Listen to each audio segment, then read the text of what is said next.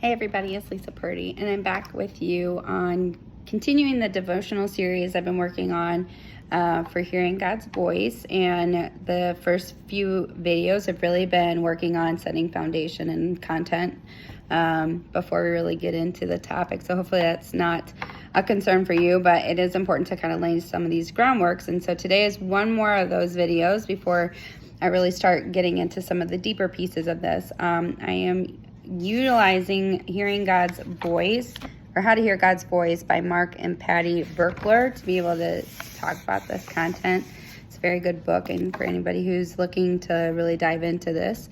Today I want to talk about establishing spiritual advisors. The reason this is really important, and I'm going to be going into quite a bit of depth of this today, is because it is very easy to think you heard from God when maybe you had other motives or other things in your mind or heart that kind of come out. So having an accountability person is very important for us to be able to maybe to bounce things off of someone that we trust, but also to lock in and make sure we're really hearing from God. And it's really important that we have that accountability in our life to be able to ensure that we're being grounded, that we're not going off the deep end what we think we're hearing. So I mean, we're all human, we can make mistakes. Even those of us who've been hearing from God for a long time know that there are times where we question whether we really did, and these accountability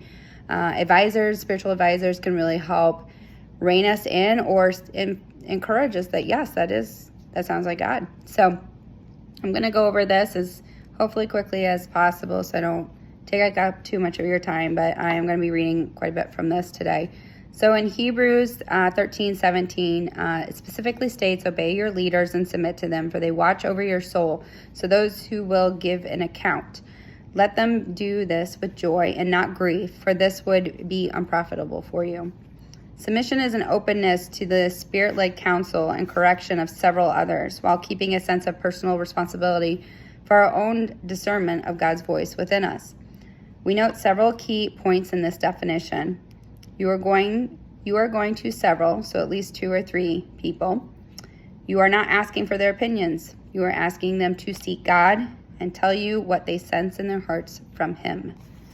You are going to maintain personal responsibility for the final decision, since the judgment day you will ultimately be the one responsible for your life's actions, which is Romans 14:12.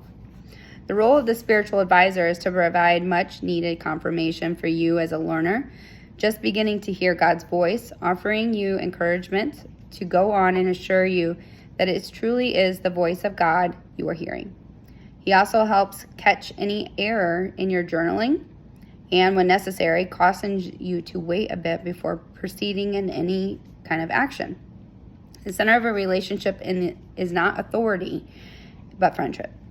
The one who can serve effectively as a spiritual advisor in your life is someone who is a close friend, who knows you and whose voice and heart you recognize, one who has a solid biblical orientation. That is really important. One who is sensitive to the voice of the Spirit of God in his own heart. So someone who's been doing this a while. One who is willing to commit himself or herself to you, who will invest his time and energy and willing to lay down his life for you. So someone who really cares about your well-being and ultimately what happens with you.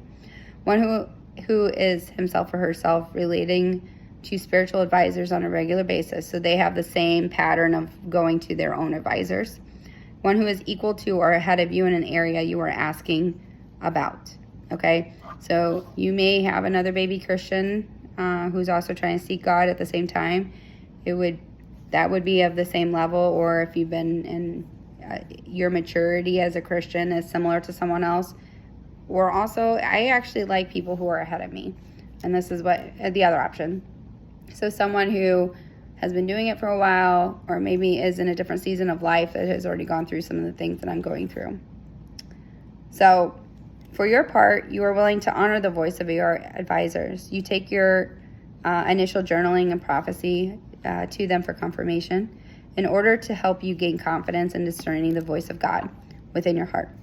I especially like to have confirmation from my spiritual advisors when making a major decision, one that calls for a major change in the direction of my life, my ministry, or my job, or a major investment that will commit me financially for an extended period.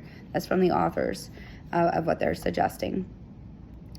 You also recognize that God has the authority over all, Romans 13:1, and that the heart of the king is in the Lord's hand, Proverbs 21:1. Therefore, you pray for God to grant wisdom to those who counsel you, 1 Timothy 22:1-4.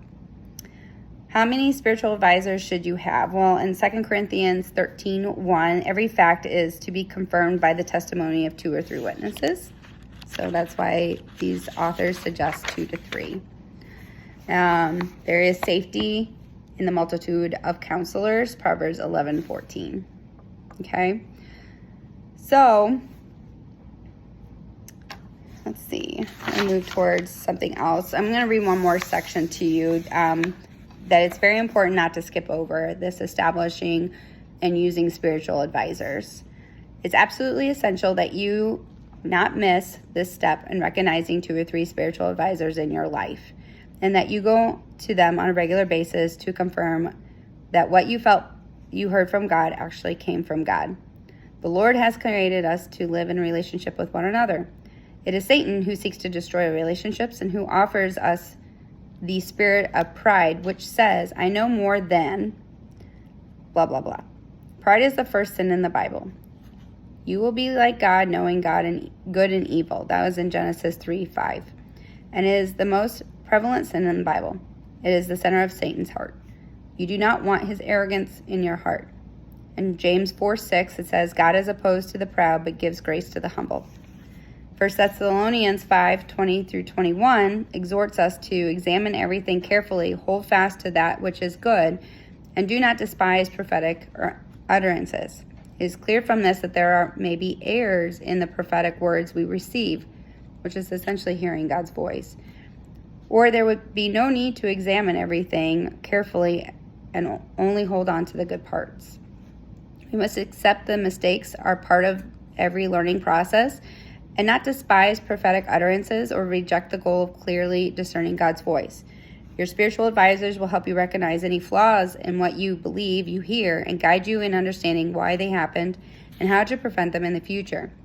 With their utterances, or with their assistance, even your mistakes can be growing and learning experiences rather than cause for doubt and retreat.